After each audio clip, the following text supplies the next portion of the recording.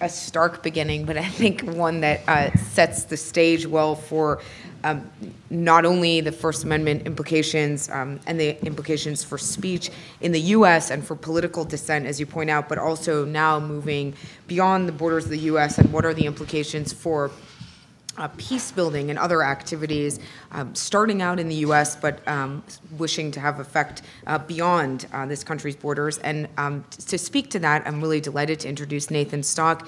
He's the Assistant Director of the Conflict Resolution Program at the Carter Center. Before coming to the center, Nathan spent 2 years implementing a civil society strengthening program in Afghanistan, where he led the effort to establish a sustainable network of local NGOs capable of providing capacity building assistance to other civil society organizations throughout Afghanistan. And I think your work there, as well as in a number of other countries, gives us a really great sense and a great perspective to understand better what are the kinds of activities when we talk about sort of the theoretical impact of this decision, what are the kinds of activities and the kinds of human impact that potentially stand to be lost as a result of the chilling effect and the real effect of this decision. So Nathan, you have the floor. Thanks. I'm going to talk a little bit this afternoon about the Carter Center's work with Hamas. That is the set of issues that I spend most of my time on. In the case of the Carter Center, we monitor elections, as I'm sure everybody knows. And in order to be credible when going through that monitoring process, we have to have contact with every major party running in the elections. In certain countries, over the years, this has meant coming into contact with FTOs. If we were to exclude them, to try to ignore them, then any analysis we put forth about the quality of the electoral process would be incomplete. The electoral context is how we engaged in our first contacts with Hamas back in 1996. More recently, in 2006, we monitored another set of legislative elections in Palestine, which Hamas won a majority of seats in. Since that election, our engagement with Hamas has been driven by three main goals. First is to prevent or reduce violence. Over the last 2 or 3 years, we've had numerous discussions with Hamas about ceasefires with Israel. We've played at least an indirect role in working out some of those ceasefires. We've also had a series of conversations about nonviolence and the benefits of moving towards nonviolence. So the first thing, reduction of violence. The second, Hamas has been locked in an increasingly bitter conflict with its Palestinian political rival, another party called Fatah, for several years now. And that political conflict has driven a real spiral in the internal Palestinian human rights situation. There's been a real spike in human rights violations, with Hamas cracking down on supporters of its rival Fatah, and vice versa, such that the framework of the rule of law and democracy in Palestine has really been imperiled. So we understood that if we're going to address that, that means talking to Hamas, and it means engaging on this conflict between the two parties. This is the main thing that I work on. In that spirit, we've talked to the Europeans, we liaise with the Egyptians, occasionally we've mediated between the two sides, and of course we have been engaging with the US government on questions of Palestinian reconciliation. Finally, and on a related note, the other main reason we engage with Hamas and the other reason we have focused on conflict resolution between the two Palestinian parties in the long run is peace with Israel. As long as the Palestinians are divided between these two large political movements, there will not be a Palestinian partner with the legitimacy to someday do a peace deal with Israel. It's not possible. If Hamas is excluded from the process, they will have incentives to undermine it. So in the long run, if you want a two-state solution to the Israeli-Palestinian conflict, somehow you have to bring Hamas into the picture. Again, that means you need to have conversations with them from time to time.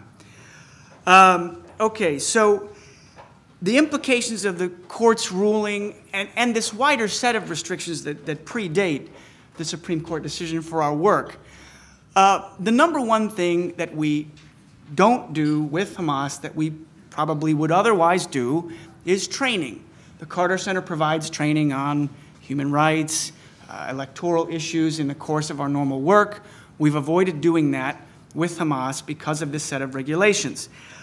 To give a concrete example, we had received several requests from a Palestinian NGO in Gaza to deliver a conflict resolution training for their staff. The organization is dedicated to conflict resolution, but we knew that there were links to Hamas political officials. So we demurred. We put them off, but eventually dug into their status a little more deeply and found that this organization, this NGO, is not listed as any sort of Hamas affiliate. And so we thought we could safely split the difference and have a 45-minute roundtable discussion with their staff about conflict resolution. So we sat down, and the most memorable part of it for me was a young woman, but I think most of the participants were women, who asked us what Hamas needed to do to get off the FTO list. Now, in my line of work, this is very significant. These are exactly the kind of conversations that you want to be facilitating, and this is a conversation we very nearly didn't have because of this set of restrictions. Finally, a little bit pardon me. So beyond this question of training, we do continue to engage with Hamas in three broad areas. The first is exploring how they might comply with U.S. government policy, presumably something our government wants. The U.S. has put in place, together with other international partners, a set of conditions for Hamas's participation in Palestinian political life, renouncing violence, accepting Israel, accepting prior agreements. We have been exploring how that might be possible. Second, we continue to engage on questions of a ceasefire and nonviolence. And finally, we continue to engage on this question of reconciliation with their rival, Fatah. And through all of this, we have steadily kept the Obama administration informed of what we're doing. President Carter has conversations about these issues at the highest levels. A little bit about some wider implications to this set of regulations. In my opinion, the Supreme Court's ruling and really broadens a set of prohibitions that were already in place for U.S. government personnel out into the realm of private citizens. I mean, there's a long-standing, albeit inconsistent trend where the U.S. lists certain non-state armed groups, terrorist organizations, as beyond the pale even of diplomatic contact, of so toxic that you can't have a cup of coffee with them. These regulations have been in place for FTOs for some time. What the court's decision has done, more or less, is push those regulations out to the rest of us. And this is at the same time when, there are I think it's widely acknowledged that the U.S. government, or at least the U.S. military in Afghanistan and Iraq, by necessity has contact with organizations that not only have committed acts of terrorism, but have actually been implicated in attacks against U.S. soldiers. Taken together, I think the restrictions as they are currently crafted constrain our ability to make effective foreign policy, especially in the Middle East. They make the job of our diplomats, in my opinion, more difficult.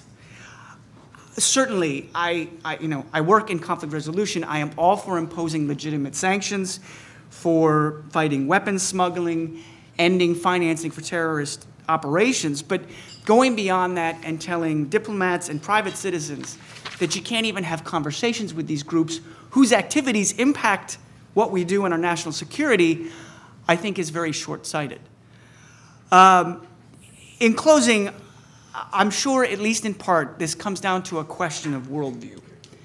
To continue with the example of Hamas, I firmly believe that an organization like this that has broad popular support, won a democratic election in its own context, will not be destroyed either by force of arms or by prolonged political and economic siege. I think the historical record in this case should make that quite clear at this point.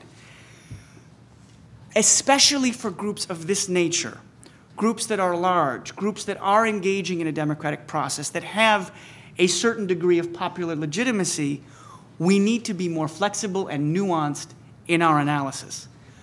From a policy perspective, it's obviously very important to have sticks, but there need to be carrots as well.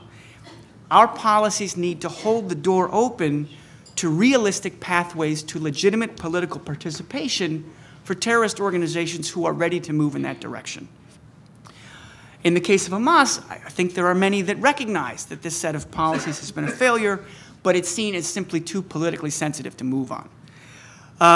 Until that happens, as long as the organization remains broadly isolated by the West, the Carter Center will continue to engage on these issues because only a political solution that involves them is going to end the collapse in internal Palestinian democracy and someday, hopefully, bring about a Palestinian partner for peace with Israel, especially in light of the Supreme Court's decision. And despite the precautions we take, obviously we know that there are risks, but we continue to engage because we think it's the right thing to do. Thank you. Thanks very much, Nathan. I think we're building a really good foundation of a sense of the decision and the First Amendment impact, but also the sense of these, as you say, these conversations that we don't know what they're going to entail until we start having them, and the concern that one of the effects of this decision may be that those conversations would not take place at all.